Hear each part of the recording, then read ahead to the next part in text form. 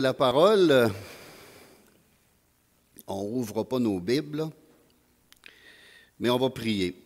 Seigneur, peux-tu nous parler, nous éclairer au travers de ta parole ce matin? Que cette parole soit vivante, réelle, puissante, Seigneur, tranchante, pénétrante.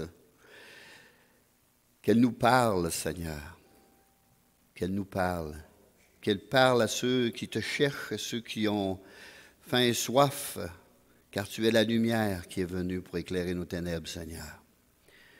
Dans le nom de Jésus, je prie. Amen. Alors, Jésus est tout ce dont nous avons besoin. Il est notre nourriture, ma sœur l'a témoigné. Il est notre eau. Seigneur, j'ai faim, j'ai soif, mais il est aussi notre lumière. Alors, je vais parler sur ces trois choses-là ce matin. Et on va aller faire un petit retour dans l'Ancien Testament, là, sans ouvrir la parole. C'est des choses qu'on connaît assez par cœur. On va parler un peu du peuple de Dieu. Le peuple d'Israël a erré dans le désert un bon nombre d'années, 40 ans. Dépourvu de toute ressource. Il devait dépendre entièrement de Dieu. Il dépendait entièrement de Dieu. Et ce peuple avait des besoins essentiels. Et leurs besoins reflétaient les besoins de toute l'humanité. Les Israélites ont vite manqué de pain. Ça n'a pas pris de temps. Et pour les nourrir, le Seigneur leur a donné la manne. Ils ont aussi manqué d'eau à quelques reprises. Il y avait des réserves des fois, mais ils se faisaient des réserves, mais ils ont manqué d'eau. Et la soif les a tourmentés. Je ne sais pas si vous avez déjà eu assez soif pour en être tourmenté, mais j'ai travaillé à des places, moi je faisais des foins, puis ils ne nous fournissaient pas l'eau, puis j'avais oublié.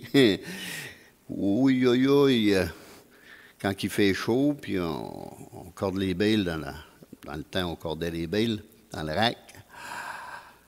On vient à gorge sèche, laissez-moi vous dire.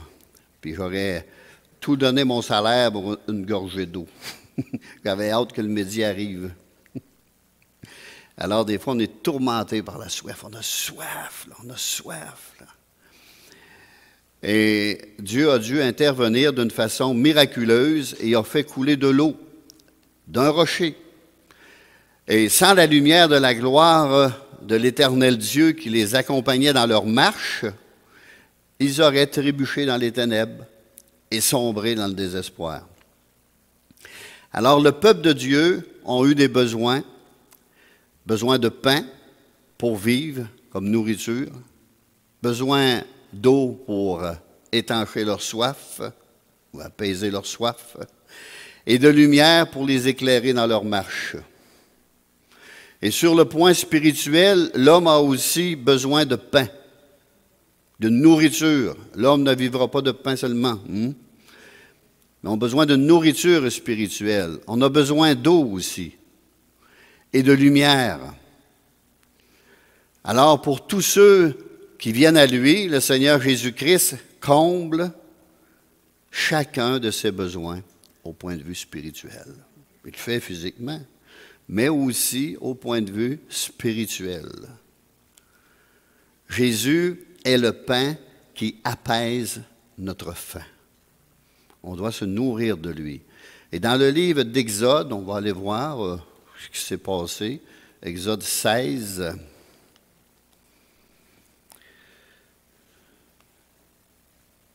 Verset 4. La manne est appelée le pain du haut des cieux. Le pain du haut des cieux, le pain du ciel. Et de nos jours, la faim spirituelle de l'humanité est très grande. Ça cherche partout. C'est prêt à prier n'importe qui, n'importe quoi. Il cherche. Et Jésus est le pain de vie. C'est Jésus qui est le pain de vie. On va lire tout à l'heure dans Exode. Dans Jean 6, 48, c'est écrit que Jésus est le pain de vie.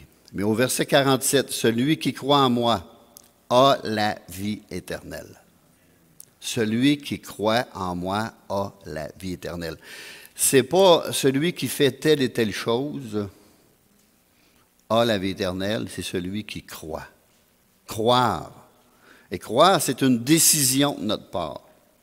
On décide de croire et on décide de ne pas croire. On décide d'aimer et on décide d'haïr. Une décision qui vient de notre part. On décide de pardonner ou rester dans l'amertume ou la rancœur. C'est une décision de notre part. Dieu nous a créés libres. Et dans 2 Timothée 1:1, Paul annonçait la promesse de la vie qui est en Jésus-Christ. La promesse de la vie éternelle. Nous recevons la vie spirituelle lorsque nous croyons en Jésus-Christ et cette vie spirituelle a besoin d'être entretenue. On doit entretenir notre vie spirituelle. Ma sœur a vu qu'il y avait un besoin qui était là, puis il n'était pas comblé. Puis Seigneur, donne-moi la faim de toi, la faim de la parole, la faim de Jésus. Donne-moi la soif. Donne-moi d'avoir soif de toi, Seigneur. Hein, comme une biche qui soupire auprès des eaux. J'ai soif, je veux de ta présence, je veux ressentir cette présence dans ma vie continuellement. Je veux être rempli de toi, Seigneur. Et dans Jean 6, on va aller dans Exode tout à l'heure, gardez la place. Dans Jean 6, on va lire à partir du verset 31. « Nos pères ont mangé la manne dans le désert, selon ce qui est écrit. Et leur donna le pain du ciel à manger. Et Jésus leur dit, en vérité, je vous le dis, Moïse ne vous a pas donné le pain du ciel, mais mon Père vous donne le vrai pain du ciel. » Alors Jésus est le vrai, le réel pain du ciel. Car le pain de Dieu, c'est celui qui descend du ciel et qui donne la vie au monde. Cette vie spirituelle, cette vie éternelle. On pourrait dire cette vie réelle. Sans cela, on est mort. Et lui dire, Seigneur, donne-nous toujours ce pain. Donne-nous toujours ce pain. Jésus leur dit, je suis le pain de vie. C'est clair, c'est facile à comprendre. Un enfant pourrait le saisir. Je suis le pain de vie. Celui qui vient à moi n'aura jamais faim, et celui qui croit en moi n'aura jamais soif. Alors c'est la foi qui calme notre soif. La foi en la parole de Dieu. Et au verset 36, mais je vous l'ai dit, vous m'avez vu et vous ne croyez point. Et vous ne croyez point. Jésus leur disait la vérité et ils ne croyaient point. La foi vient de ce qu'on entend vient de la parole de Dieu. Eux ont décidé de ne pas croire. Il y avait toutes les preuves, s'ils voulaient. Il y avait juste à les vérifier dans l'Ancien Testament. Jésus a tout accompli s'il y avait écrit sur lui. Mais c'est plus facile de dire non, je ne crois pas. Pourtant, Jésus a dit, si tu crois, tu verras. Si tu crois, tu verras la gloire de Dieu. Et un autre endroit, c'est écrit, si tu crois, tu connaîtras. Ça veut dire, tu comprendras. Mais si tu crois, alors, il faut croire. Il faut croire pour recevoir. Il faut croire. Il faut demander. Il faut prier. Je veux croire, Seigneur. Viens au secours de ma foi, hein? Viens au secours de mon incrédulité, a dit un homme. Viens me remplir de foi, viens me donner de la foi, Seigneur. J'en manque. C'est des prières que nous devons aimer dans la parole de Dieu. Parce que des fois, on est incrédule. Le Seigneur peut nous dire, ah ben voilà, puis fais ça, là. Ben non, Seigneur, il ne peut pas, là. Je manque de conviction, manque de foi, manque d'obéissance, manque de tout. Et pourtant, quand on le fait, Dieu fait sa part. Dieu fera toujours sa part, mes amis. Il fait toujours sa part.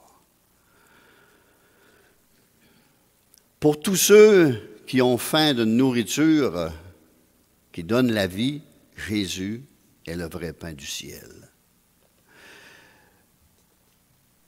Il est celui et est le pain de vie. On n'a pas besoin d'aller à d'autres. Il nous apporte la vie spirituelle et éternelle. Et tous ceux qui en ont fait l'expérience vont mettre leur vie en jeu pour cela même. Il peut puiser dans des ressources inépuisables pour combler chacun de nos besoins spirituels. Le Seigneur, il a des ressources inépuisables. La parole est remplie de ces ressources-là. Puis il peut puiser continuellement dans cela, lui, pour combler chacun de nos besoins. Puis il n'y aura pas de misère à le faire. Mais demandez, nous dit Jésus. Croyez ce que je suis. Croyez ce que je suis. Croyez ce que je dis. Et lorsqu'on commence à ouvrir notre cœur et dire, Seigneur, je décide de croire, là, le Seigneur va ouvrir les yeux. Puis on va croire encore plus. Alors, Jésus est également l'eau qui étanche notre soif. Après peu de jours de marche dans le désert, les Israélites ont eu soif car ils avaient épuisé toute leur provision d'eau. Et c'est normal. Le peuple était désespéré et exigeant. Et par 2 fois, Moïse a obéi au commandement de Dieu et leur a donné de l'eau d'un rocher. Et c'est là qu'on va aller dans Exode 17. Alors, c'était écrit dans Exode 16, mais là, on va aller dans Exode 17. On va lire l'histoire, verset 1. Toute l'assemblée des enfants d'Israël partit du désert de Sin, selon les marches que l'Éternel leur avait ordonnées. C'est Dieu qui ordonnait les marches, où aller. Et ils campèrent à Réphidim, où le peuple ne trouva point d'eau à boire. Alors le peuple chercha querelle à Moïse. Ils dirent, « Donne-nous de l'eau à boire. » Moïse leur répondit, « Pourquoi me cherchez-vous querelle? Pourquoi tentez-vous Dieu? » Parce que Dieu est capable de pourvoir aux besoins. Pourquoi tentez-vous Dieu? Le peuple était là, pressé par la soif, et murmurait contre Moïse. Il disait, « Pourquoi nous as-tu fait monter hors d'Égypte? » C'était plus Dieu, là, c'était Moïse. Pourquoi nous as-tu fait monter hors d'Égypte?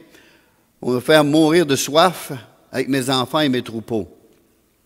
Moïse cria à l'Éternel en disant, « Que ferais-je de ce peuple? » C'était quand même juste un homme. Un homme rempli, mais c'était un homme. Encore un peu et ils me lapideront. Ça veut dire que le passé est proche. Sa vie est en danger quelquefois. L'Éternel dit à Moïse, « Passe devant le peuple et prends avec toi des anciens d'Israël. Prends aussi dans ta main ta verge avec laquelle tu as frappé le fleuve et marche. Voici, je me tiendrai devant toi sur le rocher d'Horeb. Tu frapperas le rocher et en sortira de l'eau, et le peuple boira. » Faire sortir de l'eau d'un rocher. Ça prenait encore la foi, puis une grande foi, là. Moïse fit ainsi aux yeux des anciens d'Israël. Il donna à ce lieu le nom de Massa et Mériba, parce que les enfants d'Israël avaient contesté et parce qu'ils avaient tenté l'Éternel en disant, « L'Éternel est-il au milieu de nous? Ou n'y est-il pas? Puis Dieu avait fait de nombreux miracles. Dieu avait révélé sa puissance miraculeuse avec les plaies d'Égypte et tout. Et là, Dieu est-il au milieu de nous? Ou il n'y est pas? C'est Dieu qui les avait conduits. Mais là, ici, il était dans le doute, là. Il en voulait à Moïse. Là, c'était plus Dieu, c'est rendu Moïse. Oui. Faut bien trouver un coupable à quelque part. On va aller voir la deuxième fois, dans Nombre 20, verset 7. L'Éternel parla à Moïse et dit, « Prends la verge et convoque l'assemblée, toi et ton frère Aaron. Vous parlerez en leur présence au rocher. » Ici, ce n'est pas question de frapper, mais c'était de parler. Moïse avait les oreilles dures un peu aussi. Et il donnera ses eaux. Tu feras sortir pour eux les eaux du rocher. Et tu abreuveras l'assemblée et leur bétail. Moïse prit la verge qui était devant l'Éternel, comme l'Éternel lui avait ordonné. Ça, c'est la verge qui avait tiré devant Pharaon, puis était devenu un serpent qui avait mangé les autres serpents. C'était le miracle que Dieu faisait, c'était une verge d'autorité. Moïse et Aaron convoquèrent l'assemblée en face du rocher. Et Moïse leur dit, « Écoutez donc, rebelles, est-ce de ce rocher que nous vous ferons sortir de l'eau? » Puis Moïse leva la main et frappa 2 fois le rocher avec sa verge.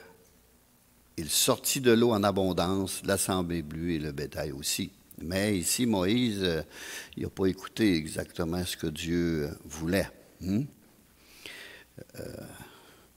savez, Moïse était accoutumé de frapper avec sa verge.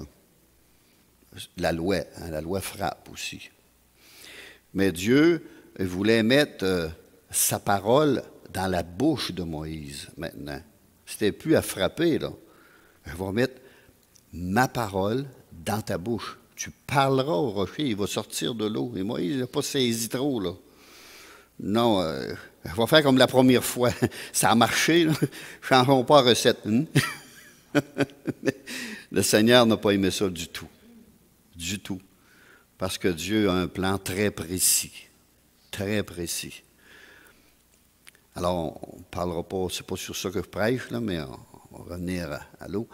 Et on a une autre place aussi. On va retourner dans l'Évangile de Jean. L'Évangile de Jean, au chapitre 6. Mais l'histoire que je vais lire passe au chapitre 4.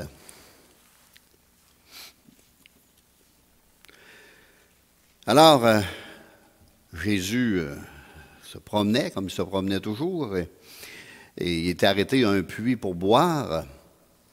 Et à Samarie, au puits de Jacob, Jésus engage une conversation avec une femme pour lui dire qu'il était l'eau vive, l'eau vivante. Un eau morte, on connaît ça, mais une eau vivante, là, c'est meilleur à boire, l'eau qui coule. L'eau puisée du puits de Jacob pouvait étancher la soif de cette femme et tout homme pour un peu de temps. D'une journée, on boit plusieurs verres d'eau. La soif est toujours là. Elle revient et elle revient.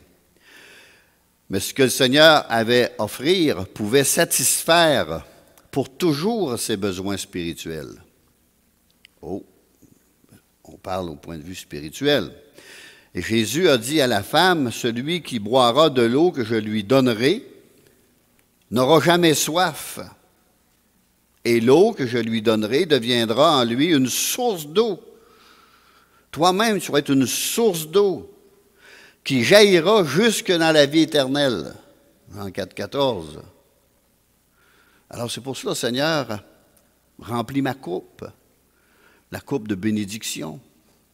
Remplis-moi, Seigneur, remplis ma coupe, que ma coupe déborde, hein, que ces eaux vives coulent. Et lorsqu'on témoigne, c'est ce que ça fait. On déverse sur l'autre. Ça coule, ça sort. Puis laissez-moi vous dire que vous ne manquerez jamais de mots. Puis c'est là notre problème. Des fois, on en dit trop. Mais il faut en dire juste bien. Alors, Seigneur, donne-moi la sagesse d'annoncer, de t'annoncer, d'annoncer ta parole, d'annoncer ton salut, mais sagement. En peu de mots, Seigneur. Des fois, ça prend juste une phrase d'abord. On est mieux d'en dire juste une, puis que la personne la retienne, que d'en dire 1000, puis qu'elle n'en retienne pas. Alors, cette femme avait beau se rendre chaque jour au puits pour y puiser de l'eau, ses besoins n'étaient jamais comblés. Et on sait que Jésus a dit qu'elle avait plusieurs maris à un moment donné. Vous savez, aujourd'hui, beaucoup de gens essaient de combler leurs besoins avec les hommes ou avec les êtres humains plus. Mais ça ne fonctionne pas. Un autre, puis un autre, puis un autre, puis un autre, puis un autre. Puis, si on veut, ça ne s'arrête jamais. À un moment donné, il faut réaliser que ça ne fonctionne pas. On ne s'entête pas dans ce temps-là. On dit, Seigneur, il y a un problème, puis aide-moi à résoudre le problème. Puis cette femme-là, elle avait un grand problème. Et elle allait continuellement puiser dans ses eaux. Elle, c'était les hommes, mais on peut avoir d'autres puits. Alors, il en est de même pour tous les puits de ce monde. Tous les puits de ce monde. Les hommes cherchent leur plaisir, leur satisfaction dans les choses terrestres, les choses de la terre. Peu importe que ce soit. Mais tous ces plaisirs se révèlent incapables d'étancher la soif du cœur humain. Toujours soif. On essaie quelque chose. Ah, ben ça va me remplir. Pour un temps, oui, ça satisfait un peu. Pour un temps. Après ça, oh, ça devient plate. On va satisfaire, on va prendre une autre chose. On va essayer un autre domaine. Un homme a dit un jour, un homme de Dieu, « Ô Seigneur, tu nous as créés pour toi. Tu nous as créés pour toi. Et nos cœurs demeurent agités jusqu'à ce qu'ils trouvent le repos en toi. » Le repos en toi. L'eau que donne Jésus satisfait réellement. Je suis réellement satisfait. Pas seulement dans cette vie, mais aussi jusque dans l'éternité. Jusque dans la vie éternelle. Ça signifie que les bénédictions de l'eau que Christ donne ne se limitent pas à ce monde, mais se poursuivront éternellement. Ça va se poursuivre, même après notre mort. Éternellement, Dieu va continuer à nous bénir. Dieu a un plan merveilleux. Il a été capable d'en faire un monde, puis il va être capable d'en faire un deuxième. Ça, nous autres, on essaie de peut-être penser comment que ça peut se faire, mais laissons ça à Dieu, puis il va s'arranger avec ça. Croyons, nous, c'est tout. Alors, les plaisirs de ce monde durent seulement quelques brèves années. Je me souviens, quand on était plus jeune, il y a des personnes du monde là, qui disaient « Ah, moi, je vais faire la vie jusqu'à 40 ans, puis après 40 ans, je vais mourir. » Parce qu'on sait qu'à 40 ans, des fois, les problèmes commencent. De santé ou quoi, surtout si on a trop brassé dans notre jeunesse, ça nous rattrape. Puis un jour, je suis allé voir quelqu'un à l'hôpital qui disait qu'il y avait sa formule-là. J'ai dit, te souviens-tu? Te souviens-tu ce que tu disais jusqu'à 40 ans, puis après 40 ans, on mourra? On était si fous, il dit. Fallait être fou, il dit, fallait être fou raide, il dit, pour dire des affaires de même. Vois-tu, le Seigneur avait fait une œuvre, il avait fait un travail, puis là, il réalisait que c'était insensé. C'était... ça n'avait aucun sens. Il fallait être fou pour prononcer des paroles de même. Mais les brèves années, mais ceux que nous avons en Jésus-Christ demeurent jusque dans la vie éternelle. C'est pas bref, ça, c'est pas juste pour un peu de temps, jusque dans la vie éternelle. Jean 6, 35, celui qui croit en moi n'aura jamais soif. N'aura jamais soif de l'eau de ce monde. Si on se tient dans la présence de Dieu, si on se tient dans la parole de Dieu, si on réclame à Dieu d'apaiser notre soif, on n'aura jamais soif. Parce que l'eau de ce monde ne satisfait que temporairement. Temporairement. Et si on regarde dans notre passé les choses qu'on a faites, on dit, ouais, je ne revivrai pas ma vie de la même façon. D'aucunement, de la même façon.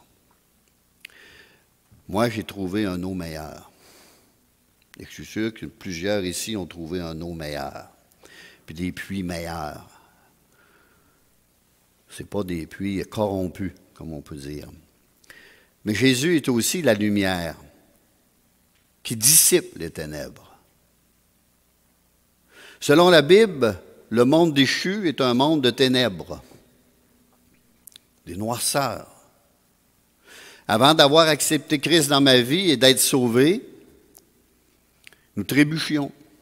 Je trébuchais. On trébuchait dans les ténèbres spirituelles. On disait telle affaire, telle affaire, telle affaire. On essayait de combler un vide. Sans aucun espoir de nous sauver nous-mêmes. Dans Jean 8, verset 12, Jésus a dit, « Je suis la lumière du monde. » Je suis la lumière du monde. C'est simple ce que Jésus apporte. C'est vrai ce qu'il apporte. Il suffit d'y croire. Mais il faut y croire.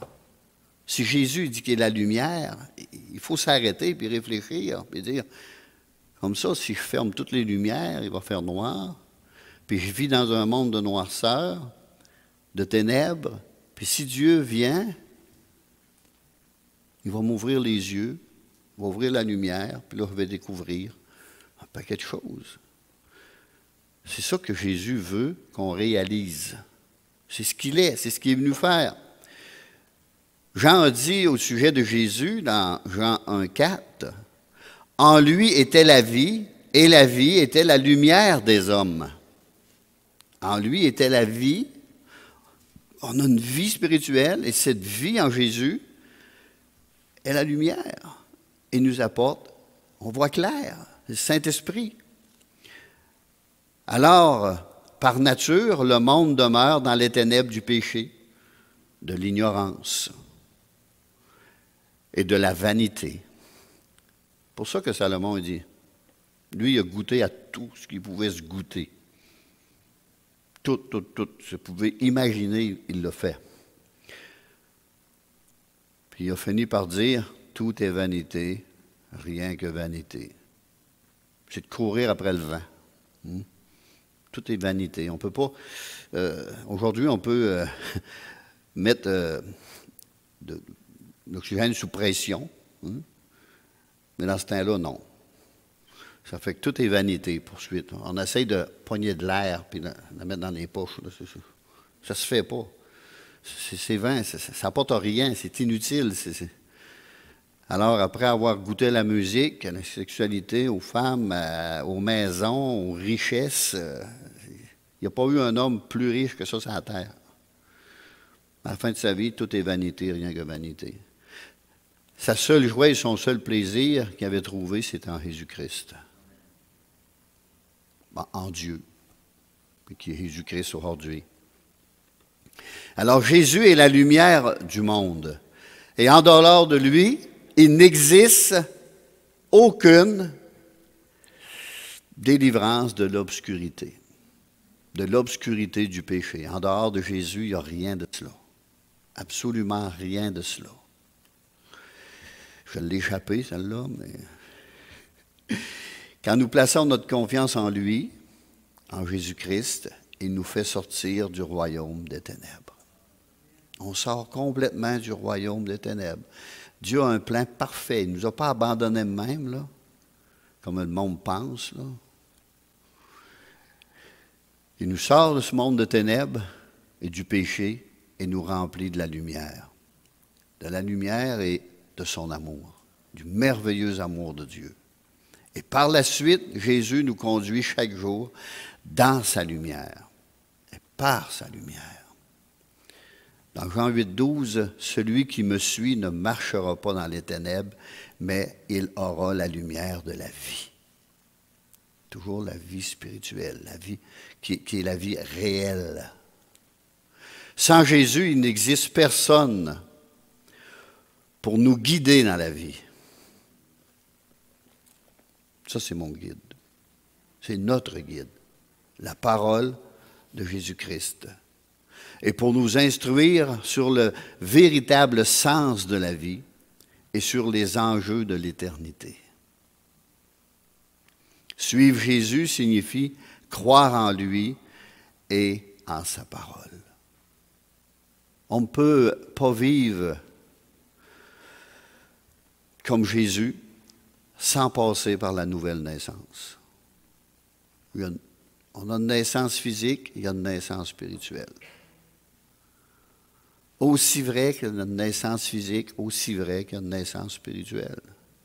Qui appelle ça naître d'en haut, naître de nouveau. Suivre Jésus signifie venir à lui dans la repentance. C'est ce que Jésus prêchait, ce que les apôtres ont prêché tout au long de la parole de Dieu. Croire en lui comme Seigneur et Sauveur, puis lui remettre la direction de notre vie. Hein, je pense qu'on l'a chanté cela ce matin. Viens Seigneur, viens en moi, puis la direction de notre vie. On regarde des personnes qui ont quitté le Seigneur, puis qui essaient de remplir ce vide un peu comme Salomon fait, avec toutes sortes de choses, mais c'est inutile. C'est vain. Jamais qu'ils pourront trouver cette paix, cette joie et cette assurance-là dans les choses du monde. Jamais, jamais, jamais. Alors, nous avons vu la faim, la soif et les ténèbres. Ces mots décrivent un état spirituel sans espoir. Sans espoir. La bonne nouvelle, c'est l'Évangile annonce à tout le monde que Jésus est le pain qui apaise notre faim. Il n'y en a pas d'autre. Jésus est le seul qui peut apaiser notre faim. Et la seule eau qui étanche vraiment notre soif. Et la lumière qui dissipe nos ténèbres.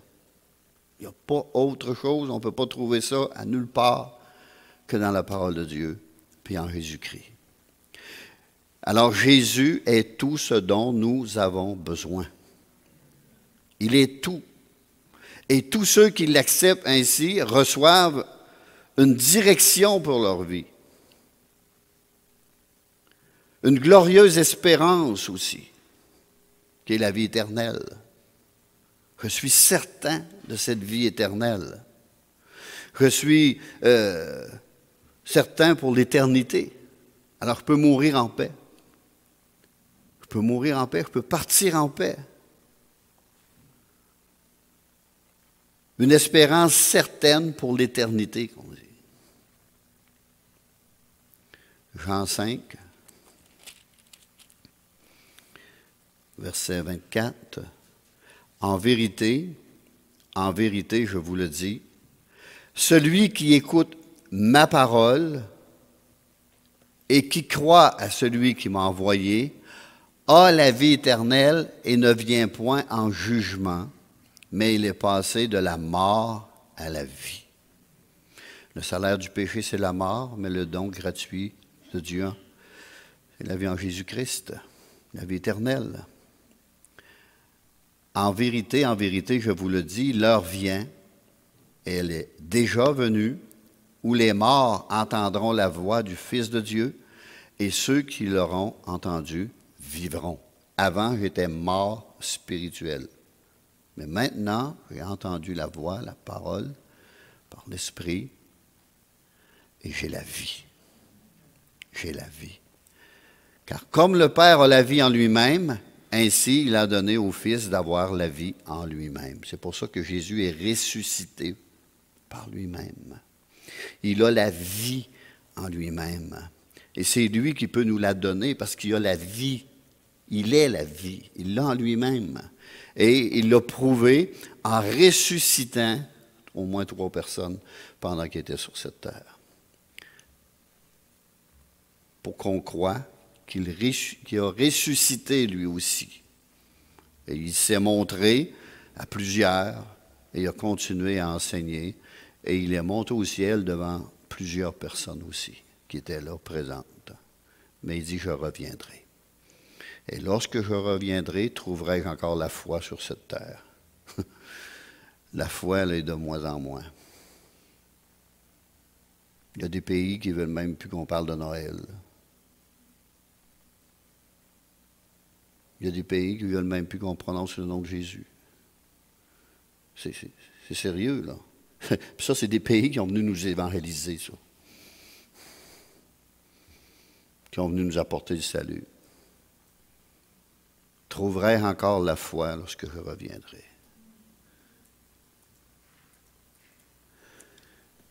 Et lui a donné le pouvoir de juger parce qu'il est le Fils de l'homme. Ne vous étonnez pas de cela, car l'heure vient où tous ceux qui sont dans les sépulcres entendront sa voix et en sortiront. Le Seigneur va être un juge à la fin de tout. Puis c'est lui qui va juger. Qu'as-tu fait de mon fils? Qu'est-ce que tu as fait de mon sacrifice à la croix? Je pensais que c'était une farce, moi, ça. Là. Je pensais pas que c'était vrai, ça. Là. Je me suis jamais arrêté à ça. Là. Qu'as-tu fait? Qu'as-tu fait? Le Seigneur, il y a une place pour les méchants, puis il y a une place pour les justes. Alors, où nous retrouvons-nous? Je vais inviter Danny à revenir.